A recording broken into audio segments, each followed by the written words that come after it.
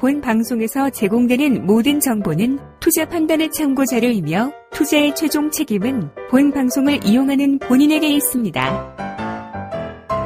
네, 반갑습니다. 오늘은 1월 12일 수요일입니다. 오, 날씨 왜 이렇게 춥습니까? 당연히 겨울이니까 춥긴 추운 건데 확실히 1월달이 겨울 중에서 가장 추운 달인 것 같기는 합니다. 네, 건강 반드시 조심하시기 바라고요. 날씨가 추우니까 웬만하면 밖에 나가지 마시고 이불 속에서 따뜻하게 겨울 보내시기 바랍니다. 일단은 미국 시장 같은 경우도 조금 춥긴 했는데 후반부에 좀 따뜻하게 변화가 되는 모습이었습니다.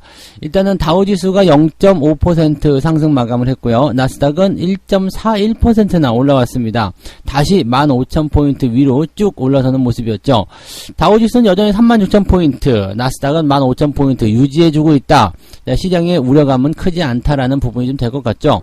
아무래도 이제 어제 우리 국내 증시에서도 수급적인 부분들이 살짝 주춤하는 모습도 좀 있었고, 그 다음에 반등에 대한 어떤 실마리를 계속 풀어주려고 했었던 느낌들이 있었잖아요. 이게 아무래도 이제 이런 냄새를 먼저 맡지 않았을까라는 생각을 해봅니다. 역시 기관 애들이 좀 개코 역할을 좀 하긴 하는 것 같아요. 그 다음에 외국인들 같은 경우도 어제 장 후반에 매수를 확 들어오는 모습들이 이런 것들 염두에 두고 한 것이 아니었을까라는 생각도 좀 해보긴 하겠습니다. 어쨌건 시장이 움직이는 모습들은 굉장히 좋았고요. 대신에 이제 아침 시점에서 보합 출발 이후에 하락을 크게 만들었죠. 그 다음에 다시 반등하면서 올라가는 모습들, 이렇게 장 막판으로 가면서 더 강하게 상승하면서 마무리됐다라는 것은 시장에 매우 좋은 소식이 된다라고 보시면 되겠습니다. 자, 그 이유를 이제 파월의 발언으로 이제 넘어가서 이야기를 하게 되는 부분인데요. 자, 파월 연준 의장이 재임 인준 청문회에 참석을 해서 뭐라고 했느냐. 오는 3월에 자산 매입 축소를 마무리할 것이다. 그리고 난 뒤 몇 차례의 기준금리를 인상하고 그리고 나서야 올해 말 정도에 대차 대조표 축소에 나설 수 있을 것이다 라고 얘기를 했습니다. 사실 이 대차 대조표 축소가 바로 논의가 될 수도 있다라는 얘기가 있었단 말이에요. 그러면서 금리 인상이 일단 진행되면 이제 3월 달에 이제 금리 인상을 진행을 하고, 그 다음에 바로 대차 대조표 축소가 들어가서 이제 양적 축소가 진행되는 건 아니냐, 이 긴축이 너무 세게 빨리 들어오는 건 아니냐, 이런 식의 얘기가 있었는데, 그런 거 없다. 네, 그런 거 없다. 박은 거죠. 파월 의장이 괜찮아요. 지금 이제 양적 긴축까지 바로 들어가지는 않을 것입니다. 라고 얘기를 하게 됩니다. 시장은 일단 6월 정도면 양적 긴축, 축소가 들어갈 것이다 라는 얘기를 하고 있었는데, 이것을 이제 걱정하지 마세요. 나쁘지 않습니다. 금리 인상과 대차 대조표의 축소를 동시에 해야 한다고 얘기하고 있지만 이렇게 진행하는 것은 결코 좋은 게 아니다. 그래서 이 부분은 절대 사실이 아니고 올해 말 정도나 돼야지만이 대차 대조표 축소, 즉 양적 축소가 논의될 수 있다라고 얘기를 하고 있는 부분입니다. 그래서 현재 시점에서는 일단 금리 인상에다가 대차 대조표 축소까지 같이 들어가게 되면은 이제 돈을 걷어들이는 속도가 더 빨라지는 상황이 되기 때문에 상당히 이제 부담스러울 수도 있었는데, 상당히 이제 지금 현재로서는 투자자들에게 좀 숨통을 틔워주는 그런 역할이다 보시면 되겠죠. 이 대차 대조표 축소 같은 경우는 기본적으로 채권을 지금까지는 매입을 하고 있었다가 요걸 다시 그냥 매각을 해버려 가지고요, 현금을 끌어들이는, 그러니까 실질적으로 보면은 금리 인상은 돈이 자동적으로 들어오게끔 만드는 거. 그 다음에 이 대차 대조표 축소, 즉 양적 긴축, 축소는 어떤 관점이냐면 돈을 그냥 지들이 직접 가지고 들어오는 그런 약간 삥을 뜯는다는 느낌이겠죠? 야, 채권 가져가. 그리고 돈 내놔. 이런 식으로 가는 그런 느낌. 이렇게 해서 돈이 자동적으로 들어오는 것이 아니라 그냥 사냥을 해나가는 그런 형태의 모습이라고 보시면 되겠죠. 그러니까 강제성이 훨씬 더 크다라고 보시면 될 것 같은데, 양적 긴축에 대한 부분들은 당분간은 걱정하지 않으셔도 될 것 같은 느낌이에요. 지금 1월인데 올해 연말이나 돼야지 생각해보겠다. 이렇게 얘기가 나온 거니까. 물론 이제 얘기가 다시 바뀔 수 있겠습니다만, 연말에 대한 부분이기 때문에 조금 땡겨진다 하더라도 올 하반기가 아니겠습니까? 그죠? 그래서 시장 예상치가 이제 6월경으로 예상이 됐었는데, 그냥 한 9월, 10월 이렇게 된다 하더라도 아직까지는 많이 남아있으니까 걱정거리가 될 만한 부분이 아니다라고 생각하시면 되겠죠? 네. 자, 그 다음에 유가 급등에 대한 부분들이 또 있습니다. 유가가 최근에 급등하게 되면서 미국 전기차 업체의 주가가 일제히 상승했다. 이 소식. 아무래도 나스닥이 상승한 배경 속에 들어가 있을 거라 생각합니다. 분위기 좋아지니까 기술주들이 올라갔기 때문일 것이다. 그 다음에 테슬라 같은 경우는 이제 목표 주가를 올려잡는 증권사들이 좀 늘어나고 있더라고요. 뭐 그런 부분들이 좀 있는데 유가가 올라갈수록 전기차 수요는 늘어날 건 아니겠느냐 이런 식으로 얘기가 나옵니다. 그래서 뭐 테슬라, 그 다음에 뭐 리비안 뭐 이런 종목군들이 계속 상승하는 모습이고요. 루시드 같은 경우가 이제 9% 가까이 급등했다라고 되어 있습니다. 자, 이렇게 전기차 업체의 수요가 늘어날 것이다라고 된다라면 관련한 종목군들도 굉장히 우리 관심 있게 봐야 되겠죠. 전기차를 생산하는 완성차 업체부터 시작해서 전기차 부품주, 배터리, 소재 관련한 종목군들의 반등이 나타날 수 있겠습니다. 정말 공교로운 게요. 지금 코스닥 쪽에서 보면은 코스닥 시총 상위 종목군들에 포함되어 있는 게 배터리 소재 쪽이란 말이에요.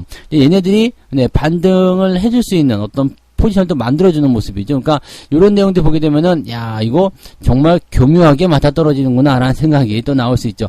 약간 계속 떨어졌기 때문에 기술적 반등 살짝 나올 수 있는 구간 아니겠습니까? 근데 전기차 수요 늘어난대요 이렇게 나오게 되면 어떻게 될까요? 자동차 부품주부터 시작해서 자동차 완성차 업체들까지 전체적으로 긍정적인 상황이 좀 되겠죠. 자, 유가가 계속해서 올라가고 있기 때문에 석유화학 쪽도 아마 관심을 가지셔야 될 것 같은 느낌인데 유가가 계속 올라가는 이유 중에 또 한 가지가 뭐냐면 오미크론이 세계 경제에 큰 타격을 주지 않을 것이다 라는 기대감 때문이다 라고 얘기하는 겁니다. 그러니까 요거는 이제 일타 쌍피 같은 느낌이죠. 왜냐면 오미크론이 세계 경제에 타격을 주지 않을 것이다. 뭐 큰 문제 없어요 라는 얘기가 되는 거고요. 국제 유가가 올라가면서 뭐 전기차라든지 이런 쪽에 수요가 늘어난다. 그러니까 약간의 일타 쌍피 느낌. 경기도 좋아지게 되고 유가가 상승함에 따른 그런 전체적인 그 업종의 개선들이 일어나는 그 효과를 가져오게 된다라고 보시면 되겠죠.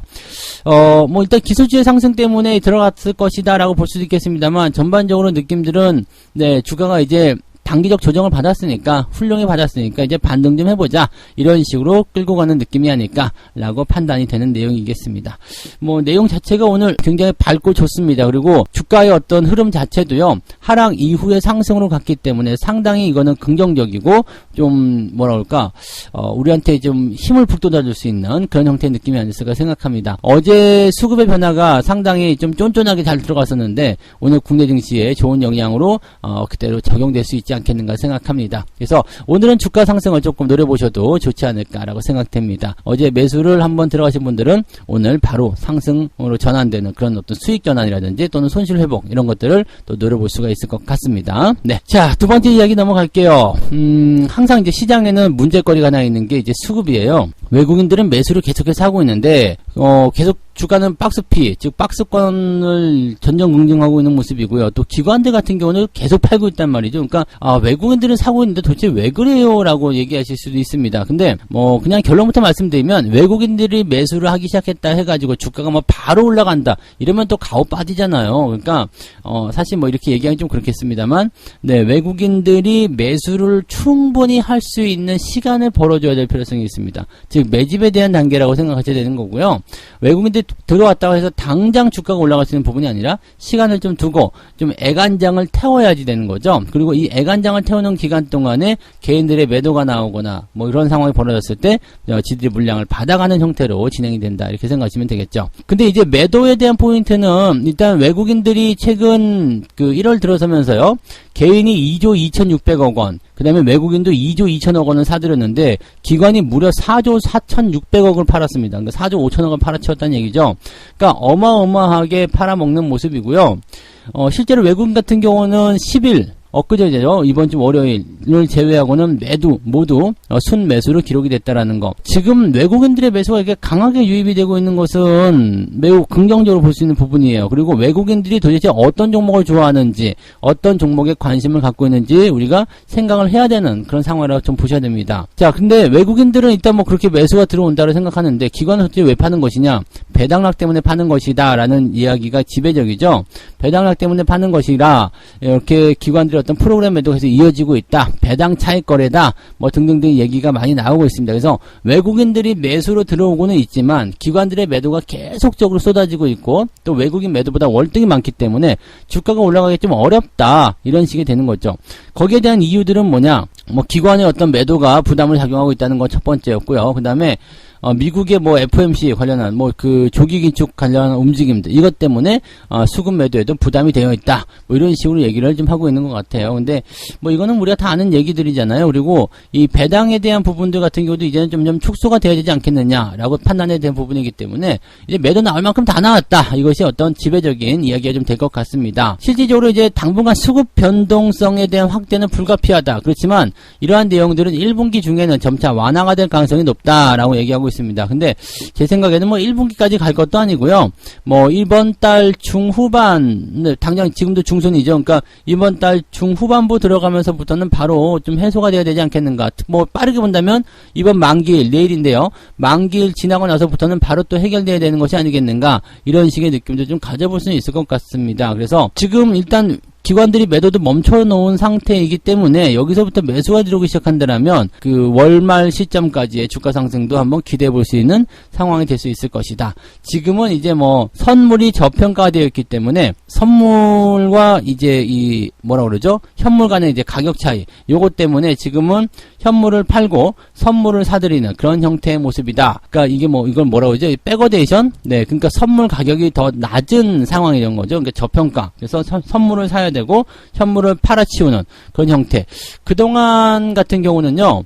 그 선물을 팔고 현물을 샀잖아요. 배당을 받아야 되기 때문에 되게 좀 헷갈린다. 근데 뭘 사고 뭘 팔고 하는 게 되게 헷갈리는 내용인데 아무튼 내용이 그렇게 가고 있다는 얘기예요. 그래서 지금 이제 현물을 파는, 즉 주식을 팔고 선물을 사들여야 되는 그런 입장으로 진행이 되고 있기 때문에 거기에 대한 영향이 계속 많은데 이게 이제 뭐 배당 때문이었다라고 판단할 수 있기 때문에 이 매도 물량은 거의 줄어들었을 것이다라고 판단하시는 부분이 되는 것 같고요. 대체적으로 이제 뭐 미국이 어떤 긴축에 대한 가능성이나 이런 것들이 부담감을 주고 있습니다만 뭐 앞서 설명드렸듯이 이제 긴축 양적 축소에 대한 부분은 월말로 이제 넘어간 상황이 돼버렸기 때문에 연말이죠. 연말로 넘어간 시점이 돼버렸기 때문에 당장은 큰 영향은 없을 것이라 생각됩니다. 그래서 여기에 대한 부분들보다는 이제 서서히 매도에 대한 부분들을 정리하고 매수로 유입할 수 있는 그런 가능성들이 열리지 않겠느냐 이렇게 판단해 보셔도 좋을 것 같습니다.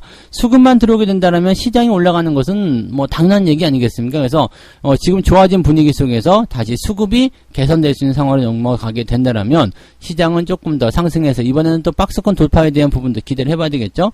3,000포인트 정도는 금방 넘어갈 수 있다 이렇게 생각하셔도 좋을 것 같습니다. 자, 세 번째 이야기, 자사주의 처분이 2년 사이에 3배 늘었다. 어디요? 대기업의 자사주 처분. 그러니까 대기업들이 최근에 이제 자사주 처분을 계속해서 하고 있다는 이야기인데 최근 2년 동안에 그 규모가 계속 커지고 있다라고 합니다. 지금 자사주 처분의 규모가 4조 5천억을 넘어서는 2년 사이에 3배 증가를 하고 있다. 그러니까 2년 전만 하더라도 1조 원대였는데 지금은 이제 4조 5천 원대로 넘어섰다. 이렇게 얘기가 되는 부분이겠죠.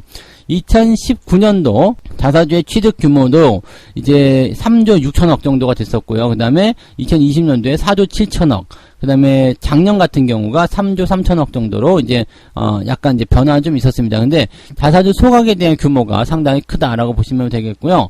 자사주 소각을 하는, 자사주 처분을 하는 그 부분은 첫 번째는 자사주 소각이죠. 첫 번째는 주식의 소각, 두 번째가 임직원 보상이랍니다. 그래서 뭐 어떤 기업들 보니까 자사주를 매각해가지고 뭐 복지기금으로 쓴다든지 뭐 이런 식으로 쓰는 것도 많이 있더라고요. 그러니까 기업 자체에서 일단 당장 그 이익 잉여금 같은 게 있잖아요. 그것을 이제 자본금을 집어넣으면서 그 자사주를 소각시키는 경우가 있거든요. 그럼 그런 경우를 통해서 뭐 임직원들에게 보상을 해준다든지 뭐 그런 식으로 가는 경우도 있고, 현재 뭐 주식을 그냥 팔아가지고 내 돈을 만들어서 하는 경우도 있고 뭐 이렇게 되는 것 같더라고요. 그래서 지금은 이제 목적은 자사주 처분에 대한 부분들인데, 이 자사주 처분이 늘어나긴 했는데, 좋은 것은 자사주 소각, 주식 소각이고요. 조금 이제 시장에 부담이 될 수 있는 것은 임직원의 보상이다. 이렇게 보시면 되겠죠. 뭐, 배당을 주기 위해서 주식을 파는 경우도 있을 테고요. 그 다음에 임직원들에게 그냥 말 그대로 인센티브를 주기 위해서 파는 경우도 있을 텐데, 자, 주가에는 어떻게 영향이 되는지 한번 살펴보죠. 자사주를 소각해버린다. 그러면 자본 가치, 기업 가치는 그대로 유지가 되고 있는 상태에서 주식수만 줄어들기 때문에 주주들에게는 무조건 이득입니다. 그래서 뭐 주식 수가 줄어든 만큼 주당 가치가 높아지기 때문에 그냥 자사주 소각을 하게 된다. 그러면 어이쿠 고맙습니다 라고 얘기하시면 되는 거예요. 그래서 주가가 더 많이 상승할 수 있는 가능성을 열어주게 되는 거고요. 대신에 이제 자사주를 처분한다. 이건 매각과 같은 거거든요. 자사주를 매각한다. 그 이유는 뭡니까? 라고 보게 되면 지금 당장 돈이 나가야 되는데 시장에서 뭐 회사에 돈이 없다는 이야기예요. 그러니까 이런 상황이 됐을 때는 주식을 팔아가지고 돈을 만들어서 좀 주주들까지는 아니겠죠. 임직원들에게 나눠준다든지 얼마 전에 있었던 그 기업 어떤 기업이었죠? 그 복지기금을 사용하겠다 이랬던 기업들처럼 그렇게 진행하는 경우가 생길 수 있다는 얘기죠. 그러니까 주식의 어떤 주가의 방향으로 본다라면은 주식 소각은 무조건적인 상승이 예상이 되는 부분이고요. 자사주 매각에 대한 부분들은 경우에 따라서는 호재, 경우에 따라서는 악재가 될 수 있는 상황이 좀 될 수가 있습니다. 그래서 뭐 자사주를 매각하는 데는 이유가 있겠죠. 대신에 매각을 하게 되면은 대체적으로 시장에 뭐가 돼요? 주식수가 이제 늘어나는 상황이 되기 때문에 유동 주식수 증가에 따른 부담감들이 생길 수가 있다고 보시면 되겠죠. 실제적으로 근데 올해 최근에 이 자사주 매각 이후에 자사주 처분을 할 때 자사주 소각에 대한 규모가 지금 보면은 2019년도에 8천억 정도였는데 2021년도에는 2조 3천억으로 엄청나게 늘어났어요. 그러니까 주식 소각을 통해서 주가를 끌어올리는 그런 역할을 많이 하고 있다라는 이야기죠. 또는 돈을 잘 벌어서 이런 식으로 주식수를 줄이는 그런 형태로 가고 있다. 주주 가치 제고에 따른 그런 부분을 통해서 뭔가 이미지를 좋게 만들려고 하는 움직임도 나오고 있는 것 같다. 이렇게 보시면 되겠죠. 직원에 대한 보상 같은 경우는 그게 많지는 않습니다만 그래도 많이 늘었어요. 2019년도에는 1,500억 밖에 안 됐는데요. 지난해 2021년도에는 무려 1조 1,000억 원이 늘었습니다. 거의 1조 원 정도 늘어나는 셈이기 때문에 직원들에게 나눠주는 그런 어떤 인센티브 형식의 그런 모습도 굉장히 많이 보였다라고 보시면 되겠습니다. 이렇게 자사주를 매각한 상황이 되는 거는 별로 좋지는 않겠습니다만 이렇게 보너스를 주기 위해서 또는 주주 가치를 좀 높여주기 위해서 이렇게 하는 것들은 나쁜 것은 아니다라고 생각해 보시면 좋을 것 같습니다. 자사주에 대한 부분들이 계속적으로 이제 시장에서 규모가 커짐에 따라서 자사주 소각에 대한 그런 기업들이 많이 늘어나게 된다면 기업의 주가는 더 많이 올라가서 시장의 체력도 더 많이 튼튼해질 수 있는 상황이지 않겠는가라고 판단됩니다. 그리고 기업들이 실적을 잘 만들어내서 이익 잉여금에 대한 조정 이런 것들을 통한 부분이 생긴다면 더 좋겠죠. 네, 그래서 그런 부분들을 접근하셔도 좋겠습니다. 나쁜 소식은 없었던 것 같습니다. 자, 오늘은 약간 기분 좋게 시장 시작하시고요. 성공 투자 계속 이끌어내시기 바랍니다. 기대 많이 하시고 시장하셔도 좋을 것 같습니다. 저는 장중 시황 때 다시 올게요. 고맙습니다.